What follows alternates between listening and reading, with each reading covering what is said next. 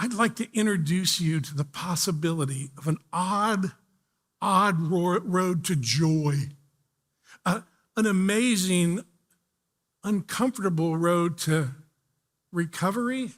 I like a better word. I like to use, instead of recovery, I sometimes like to use the word redemption.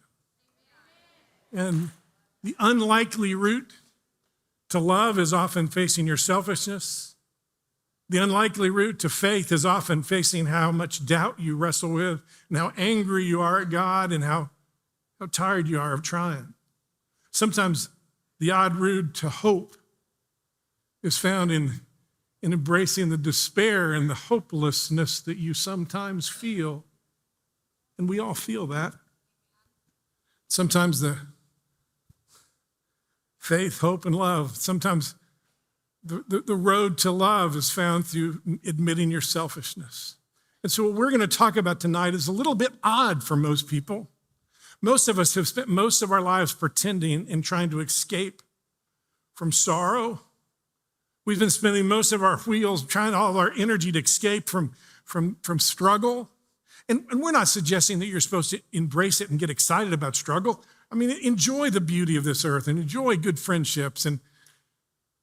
But the refusal to live in the truth, the refusal to live honestly in a fallen world full of sorrow and brokenness is the root of all mental illness.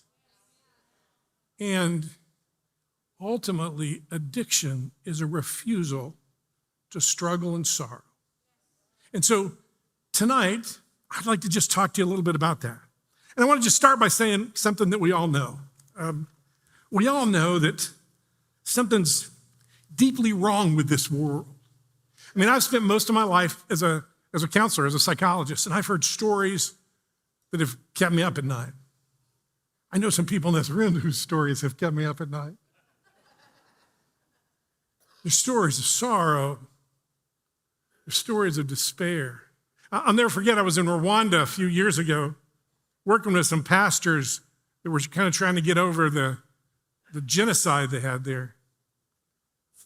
1,000 people a day, 100 people a day were killed. 1,000 people a day were killed for 100 straight days. And there was one church that about 1,000 people rushed into to try to find safety. And instead, the pastor turned them over to the killers. And to this day, the cloth over the pulpit is stained about 2 feet high with blood from all the people that were murdered in there. I was talking to one of the pastors who survived, and he told me in the daytime he would lay in a latrine where dead bodies were thrown in sewage, and he would just lay there during the day. And then at night, he would sneak out and try to find food and see if he could find any of his family. 13 years later, he still didn't have a sense of smell. And I remember asking him, I said, were you ever angry at God? He said, well, sometimes. He said, it was that one time I came out at night, and it was after dark, and it was really odd because in Rwanda, you weren't supposed to kill people after a certain hour. We have odd rules about evil sometimes. And so they came out and they weren't supposed to. So he had come up, and 3 drunk guys that had been killing all day found him, and they were going to kill him. They beat him up, and he's laying on the ground. And then these guys started debating about whether it was okay to kill him because it was too late in the evening. And he was just praying that they would kill him with the gun and not the machete. And so they were arguing, and finally one of them took the gun, put it right at the temple, and then right before he pulled the trigger, he just moved it over and shot it, and the bullet went right next to his ear, and he fainted of fear. And he said, about 30 or 40 minutes later, I woke up. And when I woke up, for a minute, I thought maybe I'd gone to heaven. And he said, I sat there and I thought they were gone, and maybe I'm in heaven. And then he looked around, and he said that's the only time he was ever angry at God and all that he had to go through that again. Gosh, I remember a story of a kid from India who had been abandoned, who used to huddle up with other abandoned kids, and he'd try to get there early enough so the rats wouldn't eat at his toes. You hear stories like that. But some of you have stories like that. Some of you have stories of living on the street. Some of you have stories of, that brings so much shame to you. So much sadness. So much fear. And sometimes Satan speaks to you with a sense of inevitability. You'll never be okay. And you start to feel, I'm crazy. Or it's unforgivable. And there's no real hope. And then you begin to isolate and pull away. Those are some of your stories. And I'm going to suggest to you tonight, no matter where you are on your road to redemption, that there is incredible hope in the odd road of facing the sorrow of your life. Now, I've got a 34-year-old autistic son named Skylar, and when he was younger, he was in a classroom in Florida where we lived, and his teacher was an abuser, and nobody knew that. And she actually went to jail because my son Skylar testified against her.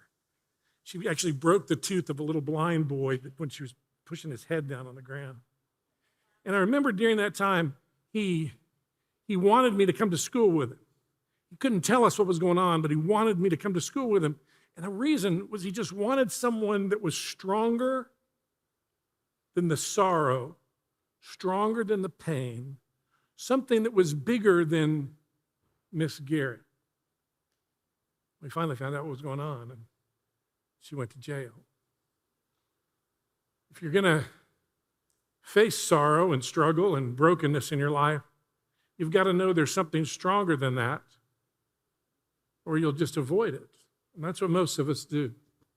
Just to talk about the idea of what do we do when we feel pain? We try to escape. We dissociate. But escape. Most of the sexuality in America is not about passion. It's about escape. We try to escape. We begin to dissociate. I remember talking to a woman who had been sexually abused her whole life and ended up being an escort and gave exotic massages. I said, how did you allow that to happen to you every day? She said, I would just pretend I'm in a doctor's office. And so she would dissociate. She would come kind of out of herself so she wasn't present with it. You see, God built in your brain the ability to protect itself when you're young. And what has happened to many of us, we've had traumas in our lives, struggles in our lives, difficulties in our lives, and that system that God built in your brain to protect you, it's what you did to make it through those difficult times. But that ends up, as you get older, the things that create problems for you. So what do we do when we feel pain? People they dissociate, they escape, they go to fantasy, they over-spiritualize. We distract ourselves, we isolate. Those are the symptoms that start to take place when instead of facing the dogs barking in the basement, instead of trying to ignore the dogs barking in the basement, and you know what that's like. You try to ignore it. You try to distract yourself. You try to say it's not really there. Oh, it doesn't bother me. But we're going to suggest a biblical approach to recovery and restoration and redemption tonight that walks into the basement and faces the dogs that are barking.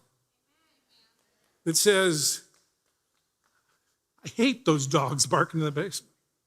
I hate the shame that I carry in my soul. I hate the mistakes I've made. I hate what's been done to me. I'm a sinned against sinner. I hate the way I've sinned against others, and I hate the way others have sinned against me. But if the gospel is true, We all doubt it some.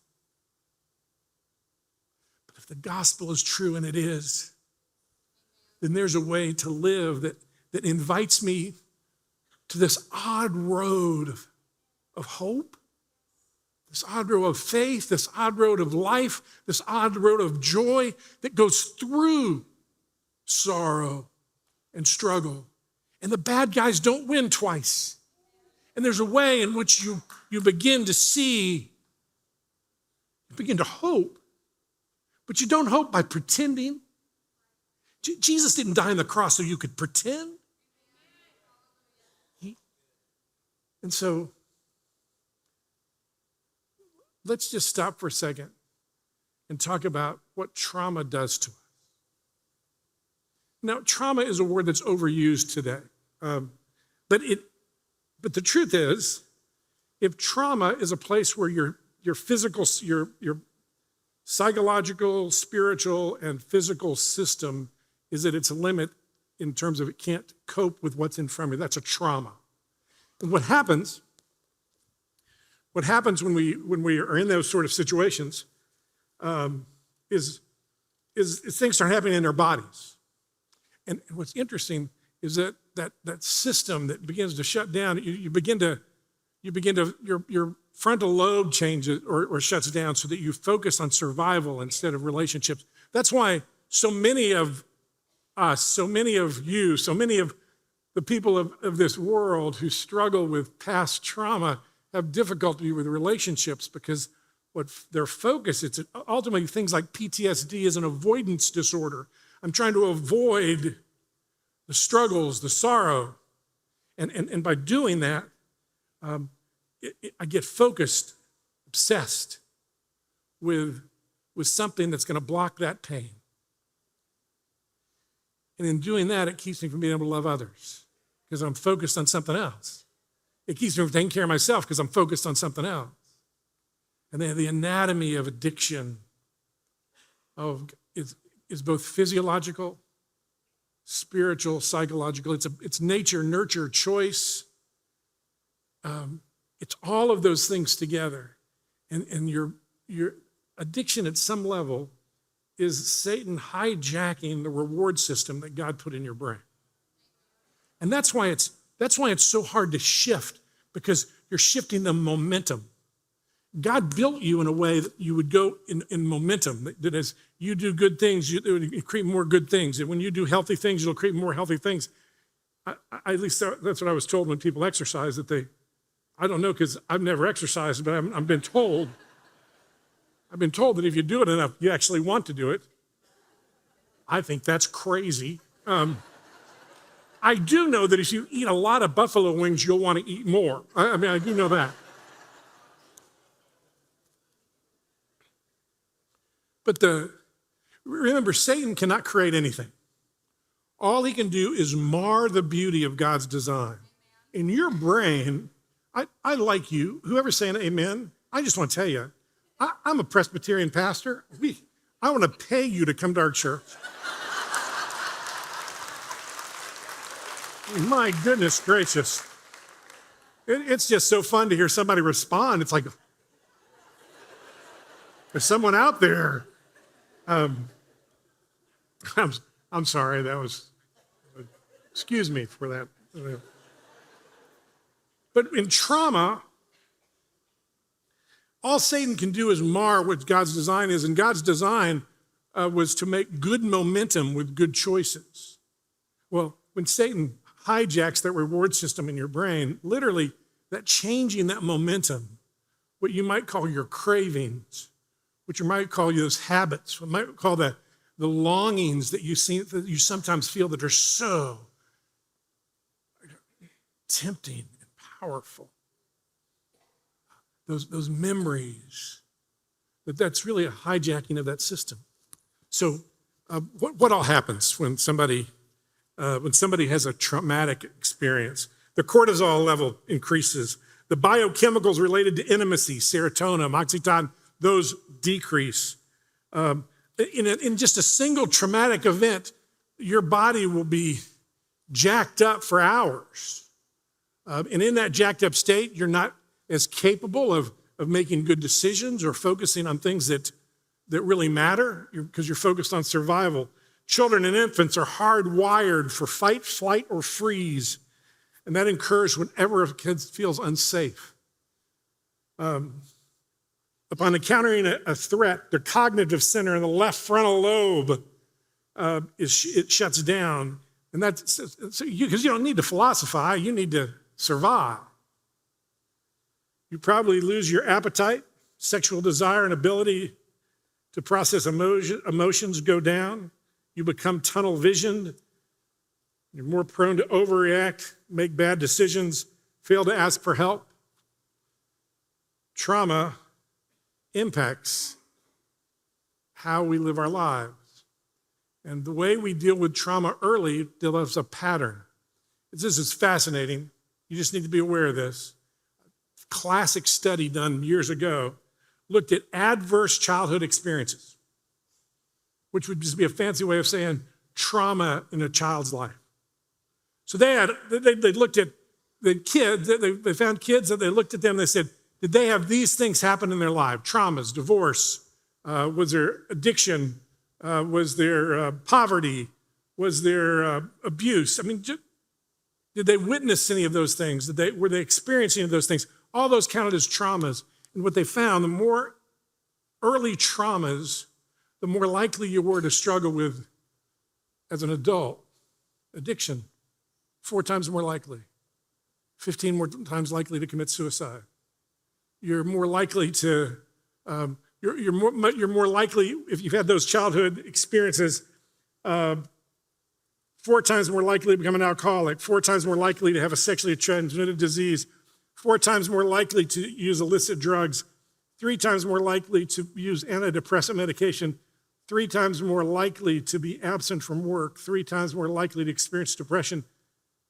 My goodness. Early trauma. That's why Jesus, the harshest words Jesus said to anybody is when he said when people treat children poorly. Because those early adverse experiences for children have a way of sticking with a person. And that's why what has to happen to deal with the trauma of today, you have to understand how to connect that to the trauma in the past and the way that your brain and you learn to deal with that. Because you'll do that again. Because that helped you survive as a kid. But being dissociative at 30 doesn't help you survive.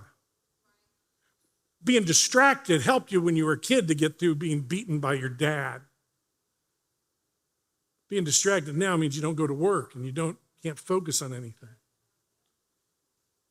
See, when you're a kid, what you learn to do to survive becomes a pattern in your brain that creates a momentum of the way that you do things. And that's why the unlikely route to redemption often doesn't go by pretending and saying, that didn't bother me. That didn't bother me. It wasn't so bad. There's people that had it worse.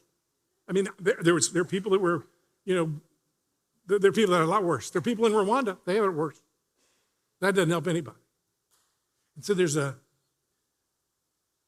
this odd invitation that God is giving us to say, you can face this. You can face the fears, the loneliness, the struggles. You can be changed. Trauma is will leave most people feeling a couple of things. Angry at God, anger itself, alone, feeling very alone, and pretty desperate. And so, how do you get over the idea that you're angry at God, that you don't have enough power to deal with this with your willpower? Every one of you who are in recovery right now, moving toward redemption, before you quit 100 times. I saw one of my favorite people tonight who's still struggling in that battle. She'll be okay. She's tried so many times. There's this part of her that's mad at God. So where do I get power? I don't know. I can't get rid of this. And then the suffering, the struggle, the sorrow. It starts to feel like everything's meaningless. And you start to battle with cynicism, and it doesn't matter. And you do stuff that used to matter to you, and it doesn't matter. You start to just not care. Oh, the opposite of love is not hate. The opposite of love is apathy. You begin to just, I don't care. Because none of this has meaning. What difference does it make? What difference does any of this make? And those are the things that someone who's lost in addiction begin to feel. What difference does this make? I'm mad at God. And I don't have the power to do any of that. Let me give you kind of a working definition for tonight for addiction. Ultimately, an addiction actually comes from the Latin word. You know, I had to I'm an old professor, so I had to say something that doesn't matter. It comes from the Latin word that could be translated to surrender to gods. See, addiction is ultimately a worship of a lesser thing that you think will give you escape from the sorrow that you feel. I just don't want to feel bad anymore. And so I'll become obsessed, consumed, dependent on a substance, a thing, an idea, a person that blocks the pain of living in a fallen world, that will give me temporary escape and ultimate make me a prisoner. I mean, whatever you go to for escape works at first. It works really well until it doesn't work at all. And then it doesn't work at all. And it just tears you down, the momentum of shame and despair. And addictions are maintained by desire for religion. Just because she's here, I became Pentecostal, and that was speaking in tongues. So addictions are maintained by a desire for relief and revenge. Relief because I just don't want to hurt anymore, and this used to work. And revenge because I'm mad about the way things are. Tired of the pain, tired of the sorrow, tired of the routine. And I'm mad at God that would make the system work like this. And relief and revenge will maintain an addiction. So an addiction is a refusal to sorrow and to struggle in a fallen world. To become consumed, dependent on a substance, a thing, an activity, a person, an idea that will block the pain of living in a fallen world. Does that make sense? It sounds so counterintuitive, doesn't it? I mean, the whole world is telling you not to take anything seriously, and we hide from things that are hard. We block the things that are hard. We drive downtown and we don't notice the hundreds of homeless people living under the bridge right there downtown. Some of you have been there. Last year, my son Skylar and I, his favorite restaurant's Waffle House. Now, Waffle House is just a public restroom that serves food, but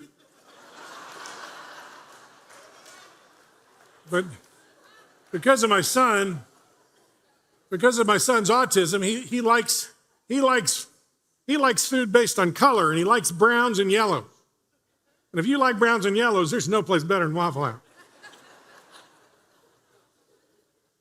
So last year, when it was real cold, we would go to the Waffle House on Lovell Road. One day we came in, and there was a man with his head down on the counter sleeping.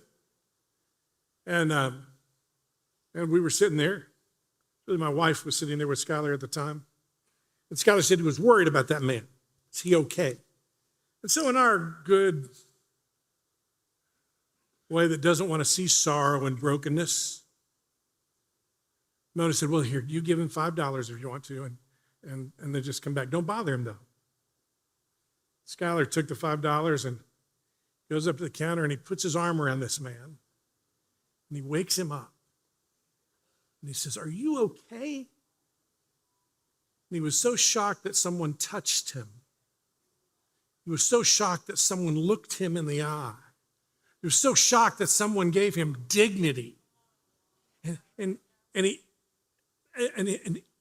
so few people have talked to him, he just mumbles. Because he hasn't had conversations with anybody in years. He's lived under the bridges over near Level Road. And we got to know Kenneth. And so every time we'd go to Waffle House, he was often there. I remember one time getting off the Level Road exit, he was standing there trying to get money, and Skylar yelled, we're going to Waffle House, Kenneth, meet us over there.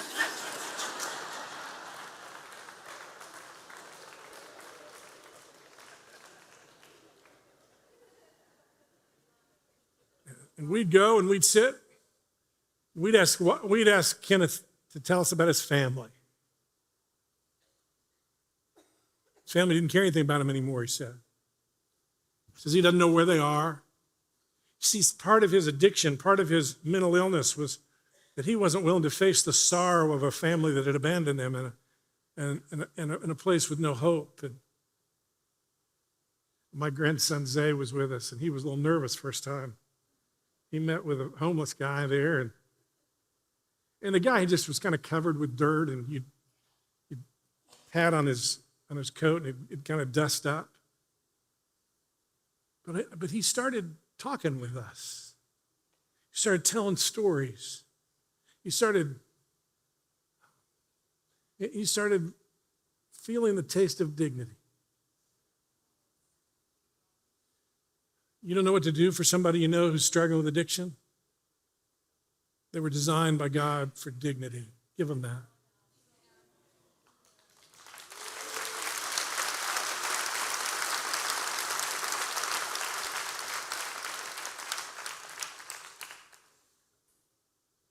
Kenneth died this past year. It got real cold. We found his body on the steps of the little church across, the Mennonite church across from the Level Road Waffle House. We were going to have a memorial service at the Waffle House on a Saturday morning for him, but nobody from his family claimed him. See, in God's economy, his soul lasts forever. And in God's economy, Kenneth mattered as much as anyone else in this room. And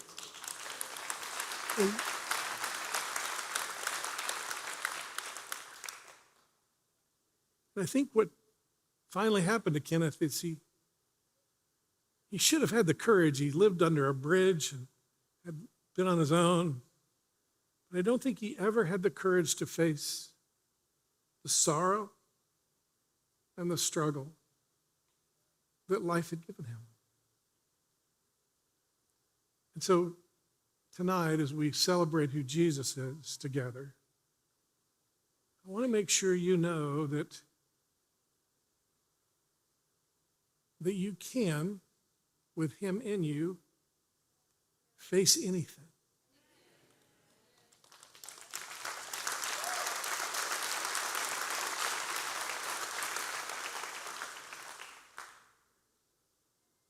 It won't be easy.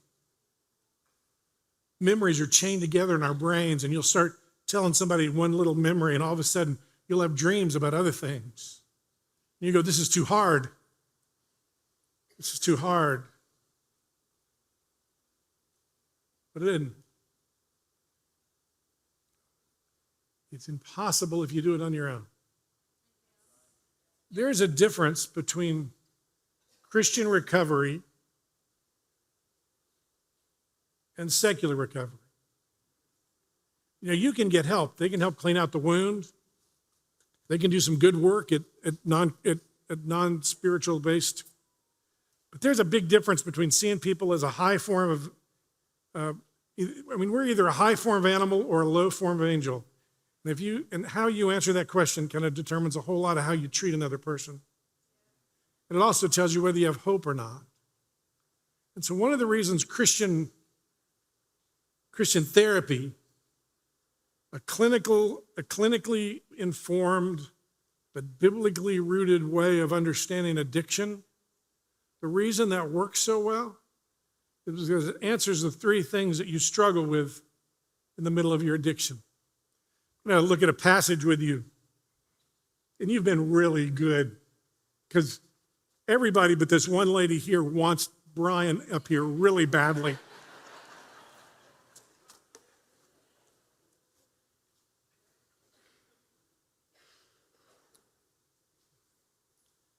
I'm going to look at a passage with you just real quickly. It's found in Romans 5, and you know this. You guys are all, people that know the Bible really well. But the book of Romans was written because the emperor of Rome sent all the Jews out.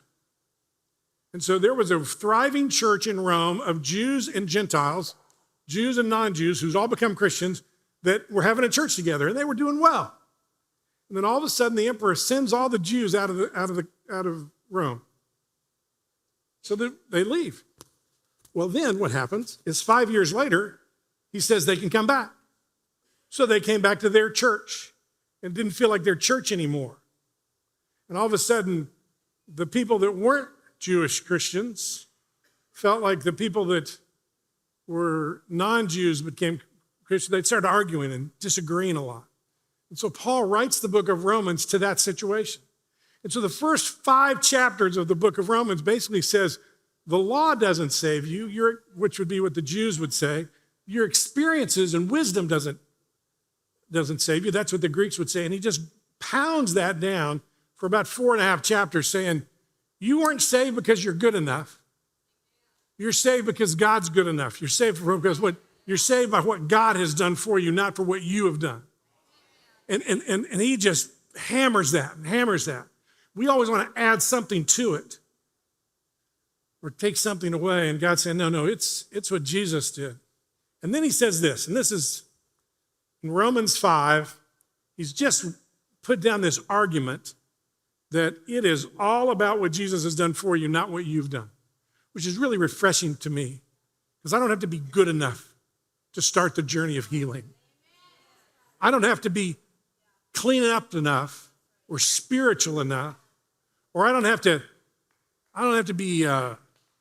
look all clean in order to start the journey of hope.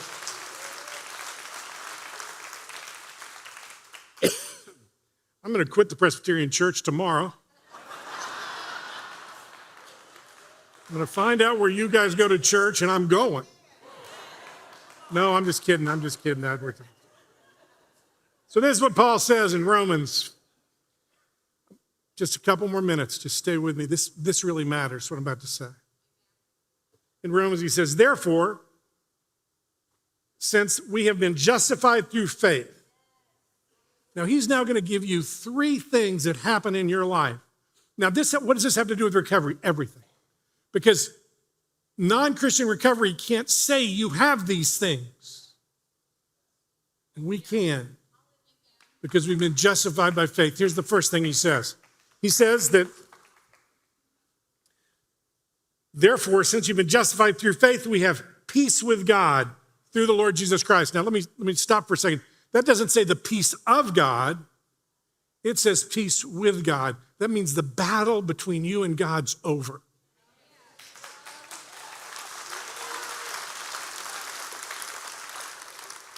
He is not mad at you. The battle the war between God and you is over. And that means it's okay to ask him the questions of, he doesn't always answer the why questions exactly the way I'd want, but he never says you can't ask them. As a matter of fact, 1/3 of the Psalms are what's called, here's a good theological term, A third of the Psalms are called laments. Now, that's not whining. Whining is, I don't understand why God's doing this, and walking away from God. Lamenting is saying the same thing but walking toward him. I don't understand what you're doing. Why do the wicked prosper? How long, oh God? How long? All the laments in the Bible can fall into two categories. Is God good and is God present? And there's not a person in this room, there's not a person who struggled with addiction who hasn't asked those questions. God, are you good? And God, where are you? Where are you right now? Can you not help me? And it should be refreshing to you to know that God allows his Bible to even actually have those sort of comments given to God. Because the war with God is over. He's justified you by faith.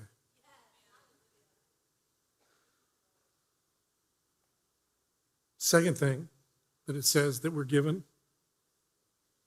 not only is the war with God over and he's not mad at you, but through the Lord Jesus Christ, through him we have gained access by faith into the grace in which we now stand. Access is the door is open. I mean, access is that I can come in, that God will listen to me. That if we believed that, if you believed that when you say, dear Father, listen to me, if you believe that the God of the universe bends his ear to hear, you clapped for my son Skylar when he gave Kenneth dignity and he listened to him. Oh, the God of the universe knows everything about you and he listens to you. Why? Because we're told in this passage that we are at peace with God and we have access to God. That means we have access to his power. And that doesn't mean it's going to be easy to face sorrow and struggle. And I'm not going to sit here and pour Jesus syrup on everything and say, isn't everything wonderful? No, life is hard. Life on this side of heaven, I was made for Eden and I was made for heaven and I live in between, and in between stinks sometimes. Last night, 3 in the morning, my son Skylar has broken his leg and he's now living in our living room. Can't use his right leg for another couple weeks. 3 in the morning. I'm not comparing this to the struggles you've had. You guys have, some of you have lived on the streets. Some of you have just barely hung on. Some of you live with so much shame and guilt. But I'm just saying, it's a hard world. And so Skylar says, Dad, I need you. And I was kind of hoping Mona would hear that first. And so we both pretended we were asleep for a while. And then I realized, well, man, he did say my name. He usually calls for her, so I guess I'd better go. And he's defecated all over himself. There's pee everywhere. I think, I don't want to do this. I'm a 66-year-old man. My 34-year-old son has the needs right now of a 8-month-old. I was tired and I was angry. And after I finished, I wanted to dissociate. What I thought about, as you could probably imagine, I thought of food. So I'm looking through the fridge and then I get on my phone, I start scrolling through messages, and all of a sudden, what am I doing? I'm avoiding the sorrow of my son's struggle with life. So I'm not telling you that as a Christian, your problems go away. But I'm telling you that you're not at war with God anymore. And therefore you will not suffer alone. Second, you have access to him and to his power and to his strength and his spirit. You have access to him. But the third thing I want to tell you, you get by being a child of God in this journey to redemption, And redemption is not pretending bad is good. That's stupid. Redemption is believing that sorrow and struggle doesn't get the final word. Redemption is believing that sorrow and struggle and addiction and evil has a shelf life. And it doesn't get to win. Anyway. Third thing you get, I'm almost finished. The third thing you get, faith, through whom we have gained access by faith into his grace in which we now stand. Third thing, and we boast in the hope of the glory of God. Not only so, we also glory in our suffering, because we know that our sufferings produce perseverance. Perseverance, character. And character, hope. And a hope that doesn't put us to shame.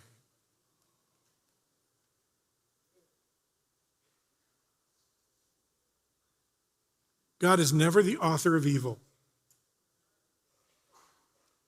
But God can make evil purposeful in your life. The reason most people struggle with depression is, what's the use? Viktor Frankl, the Jewish existentialist who spent World War II in a German concentration camp, he noticed something when he was living there as an animal. And this is what he noticed, that the strong didn't necessarily live, and the weak didn't necessarily die. The people with purpose lived, and the people without purpose died. And the third thing you're given based on the Apostle Paul in the 5th chapter of Romans that you get because you've been justified by faith is that you get a God who can give you purpose in your suffering. That your suffering matters. That God collects the tears. And that your suffering is not supposed to be just buried away, but it actually becomes a part of the story of the narrative of God. And that your little story of your little life becomes somehow captured in God's meta-narrative of redemption, and you become a part of his big story. And your suffering is not minimized. Jesus didn't minimize our sin on the cross. He took it seriously. He takes your suffering seriously as well. But it means something. To use an East Tennessee phrase, God can hit a straight lick with a crooked stick. And what that means for you and I is our idolatrous commitment to avoid the struggles of the sorrows doesn't get to win. And that because of Jesus Christ, who he is in you, you're not at war with him anymore. You have access to him and his power.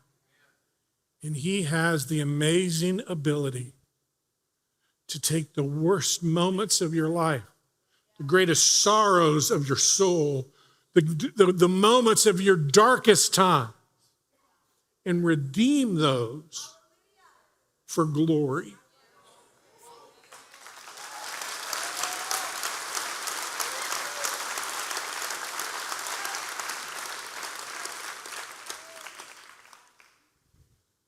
Listen, I don't know what that guy said. I'm just here to hear Brian.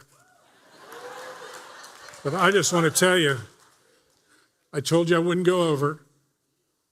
I just want to remind you, wherever you are on this addiction journey, there is a God who doesn't want to be at war with you anymore. There is a God who can accept your questions, that he can accept your doubts and your struggles, and will even allow you to bring those to him. And that you have, if you know Jesus, and if you don't leave here tonight without knowing Jesus. If you know Jesus, you will have a hope because you have access to him. And even your darkest most horrific, most shameful, most broken events of your life can be redeemed from the Lord. Thank you so much.